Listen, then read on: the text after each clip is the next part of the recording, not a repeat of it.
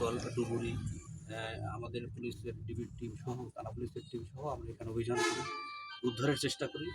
আমরা এই ঘটনাস্থলের পাশে যে গুলিচন্না ব্রিজ থেকে ওইদিকে যে একটা স্লুইস রয়েছে, এই পর্যন্ত আমাদের ধারণা ছিল যে এখানে হয়তো খুঁজলে পাওয়া যেতে পারে। প্রাথমিক যে আমাদের তথ্য রয়েছে, তা আমরা চেষ্টা করলাম, ডুবুরি দিয়ে তন্ন করে খুঁজালাম। তারপরে আপনারা দেখলেন বড় জাল দিয়ে এপার ওপার একেবারে কোনো নিশ্চিদ্র আমরা চেষ্টা করলাম। এখন পর্যন্ত উদ্ধার করা সম্ভব হয়নি।